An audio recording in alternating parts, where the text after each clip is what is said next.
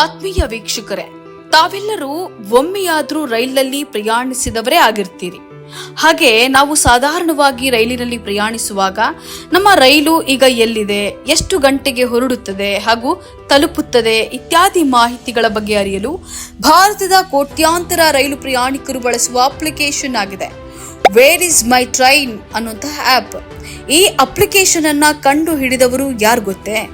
ಬೇರ್ಯಾರು ಅಲ್ಲ, ನಮ್ಮದೇ ಬೆಂಗಳೂರಿನ ಯುವಕ ಅಹಮದ್ ನಿಜಾಮ್ ಮೊಯುದ್ದೀನ್. ಇಂತಹ ಒಂದು ಅಪ್ಲಿಕೇಶನ್ ಅನ್ನ ಕಂಡು ಹಿಡಿದು ಕೋಟ್ಯಾಂತರ ರೈಲು ಪ್ರಯಾಣಿಕರ ಸಮಸ್ಯೆಗೆ ಸರಳ ಪರಿಹಾರ ಕಂಡುಕೊಟ್ಟಂತಹ ಜಾಗತಿಕ ಮಟ್ಟದಲ್ಲಿ ಗಮನ ಸೆಳೆದ ಅಹಮದ್ ನಿಜಾಮ್ ಮೊಯುದ್ದೀನ್ ಅನ್ನುವಂತಹ ಯುವ ಸಾಧಕನ ಕುರಿತ ಕಥೆಯನ್ನ ಕನ್ನಡ ಮುಸ್ಲಿಂ ಒಕ್ಕೂಟವು ಇಂದು ನಿಮ್ಮ ಮುಂದಿಡ್ತಾ ಇದೆ. ಇವರು ಅಹಮದ್ ನಿಜಾಮ್ ಮೊಯುದ್ದೀನ್. ಇವರು ಒಬ್ಬ ಸಾಮಾನ್ಯ ಮಧ್ಯಮ ವರ್ಗದ ಹಿನ್ನೆಲೆಯಿಂದ ಬಂದವರು.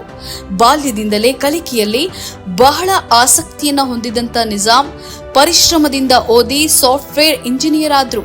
ಬಳಿಕ ಅಮೆರಿಕಾದ ಪ್ರಸಿದ್ಧ ಸಂಸ್ಥೆಯಾದಂಥ ಟಿವೋನಲ್ಲಿ ಉನ್ನತ ಹುದ್ದೆಯಲ್ಲಿದ್ದುಕೊಂಡು ಉತ್ತಮ ವೃತ್ತಿ ಜೀವನವನ್ನು ನಡೆಸ್ತಾ ಇದ್ರು. ಆದರೆ ಕೇವಲ ಸಂಬಳದ ಕೆಲಸಕ್ಕೆ ತೃಪ್ತರಾಗದಂತಹ ನಿಜಾಮ್ ಜನಸಾಮಾನ್ಯರ ಯಾವುದಾದರೂ ಒಂದು ದೊಡ್ಡ ಸಮಸ್ಯೆಗೆ ತಂತ್ರಜ್ಞಾನದ ಮೂಲಕ ಪರಿಹಾರವನ್ನ ನೀಡಬೇಕು ಅಂತ ಹೇಳಿ ಸದಾ ಯೋಚನೆಯನ್ನ ಮಾಡ್ತಾ ಇದ್ರು.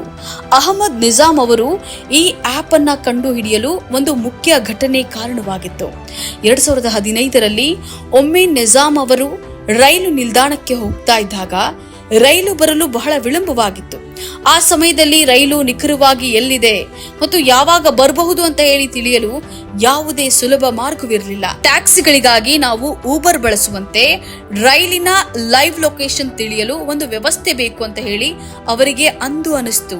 ಇದೇ ಯೋಚನೆಯಿಂದ ಅವರು ತಮ್ಮ ಉನ್ನತ ಹುದ್ದೆಯನ್ನ ತೊರೆದು ತಮ್ಮ ಸ್ನೇಹಿತರೊಂದಿಗೆ ಸೇರಿ ಬೆಂಗಳೂರಿನಲ್ಲಿ ಸಿಗ್ಮಾಯ್ಡ್ ಲ್ಯಾಬ್ ಸಂಸ್ಥೆಯನ್ನ ಪ್ರಾರಂಭಿಸಿದ್ರು. ನಿಜಾಮ್ ಅವರ ಆಲೋಚನೆ ಮತ್ತು ಯೋಜನೆ ಅಂತಿಂತದ್ದಾಗಿರಲಿಲ್ಲ. ರೈಲ್ವೆ ಸ್ಟೇಷನ್ಗಳಲ್ಲಿ ಗಂಟೆಗಟ್ಟಲೆ ಕಾಯುವಂತಹ ಜನರ ಕಷ್ಟವನ್ನ ಮನಗಂಡಂತ ಅವರು ವೇರ್ ಇಸ್ ಮೈ ಟ್ರೈನ್ ಅನ್ನುವಂತಹ ಆಪ್ ಅನ್ನು ಸೃಷ್ಟಿಸಿದ್ರು.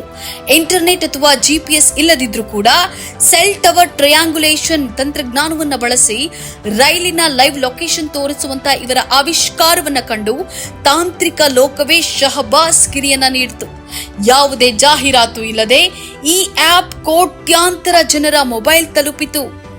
ನಿಜಾಮ್ ಅವರ ಈ ಅದ್ಭುತ ಸಾಧನೆ ಮತ್ತು ತಾಂತ್ರಿಕ ನೈಪುಣ್ಯತೆಯನ್ನ ಗಮನಿಸಿದ ಜಾಗತಿಕ ದೈತ್ಯ ಸಂಸ್ಥೆ ಗೂಗಲ್ 2018ರಲ್ಲಿ ಇವರ ಸಂಸ್ಥೆಯನ್ನ ಸುಮಾರು 280ರಿಂದ 300 ಕೋಟಿ ರೂಪಾಯಿ ನೀಡಿ ಖರೀದಿಸಿತು.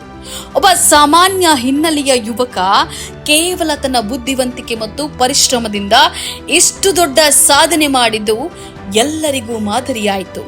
ಇಂದು ಈ ಆಪ್ ಭಾರತೀಯ ರೈಲು ಪ್ರಯಾಣಿಕರ ಅವಿಭಾಜ್ಯ ಅಂಗವಾಗಿದೆ. ತಂತ್ರಜ್ಞಾನ ಕ್ಷೇತ್ರದಲ್ಲಿ ಹೊಸ ಮನ್ವಂತರವನ್ನ ಸೃಷ್ಟಿಸಿ ಸಾಮಾನ್ಯ ಜನರ ಪ್ರಯಾಣವನ್ನ ಸುಲಭಗೊಳಿಸಿದ ಅಹಮದ್ ನಿಜಾಮ್ ಮೊಯುದ್ದೀನ್ ಅವರಿಗೆ ಕನ್ನಡ ಮುಸ್ಲಿಂ ಒಕ್ಕೂಟದಿಂದ ಹಾರ್ದಿಕ ಅಭಿನಂದನೆಗಳನ್ನ ಸಲ್ಲಿಸುತ್ತೇವೆ. ಈ ತರಹದ ಕುತೂಹಲಕಾರಿ ಮಾಹಿತಿಗಾಗಿ ಕನ್ನಡ ಮುಸ್ಲಿಂ ಒಕ್ಕೂಟ ಫೇಸ್ಬುಕ್ ಪೇಜ್, ಇನ್ಸ್ಟಾಗ್ರಾಮ್, ಯೂಟ್ಯೂಬ್ ಅನ್ನ ಸಬ್ಸ್ಕ್ರೈಬ್ ಮಾಡಿ, ಲೈಕ್ ಮಾಡಿ, ಕಮೆಂಟ್ ಮಾಡಿ, ಶೇರ್ ಮಾಡಿ.